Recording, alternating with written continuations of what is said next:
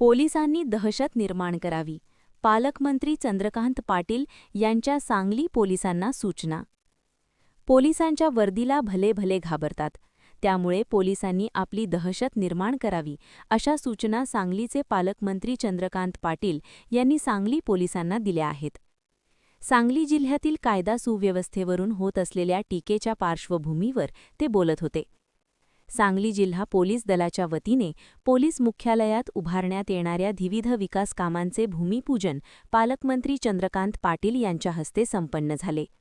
यावेळी बोलताना मंत्री पाटील यांनी सांगितले की सांगली पोलीस दलाला आवश्यक त्या सर्व सुविधा उपलब्ध करून दिल्या जातील. आता सगळ्याचे नियम झाले ते आता मी इथे सांगत नाही. मी पुन्हा एकदा पोलीस डिपार्टमेंटला जी रिक्वायरमेंट असेल ती नवीन वर्षाचा निधी पण आता 1 एप्रिलनंतर येईल. त्यात आणखीन काही गोष्टी लागल्या तर त्या आपण पूर्ण करू, पण दुसऱ्या बाजूने रिझल्ट्स पण चांगले मिळाले पाहिजेत. थोडंसं असं वातावरण निर्माण होत चाललेलं आहे की सांगली जिल्ह्यामध्ये कायद्याचा धाक राहिला नाही की काय.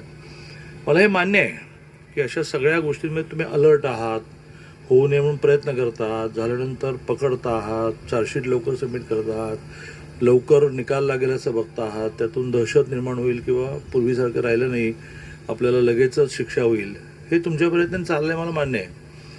पण यात आणखीन काय करता येईल, तुम्हाला जे लागेल ते द्यायला आम्ही तयार आहोत ना. आणखीन काय लागेल, जसं आता ब्लॅक स्पॉटचा विषय आलेला आहे. आज व्यासपीठावर कमिशनर महोदय आहेत आपले महानगरपालिकेचे, त्यांनी पण आपल्याला सगळ्यांसाठी ही तयारी दर्शवली की आपण महानगरपालिकेच्या निधीमधून पण खर्च करू, काही नियोजनमधून देऊ, पण सगळ्या ब्लॅक स्पॉटला एकदा त्याला ब्लॅक स्पॉट का म्हटलं जातं, तो अंधारा एकच नाही, तो अडचणीचा आहे.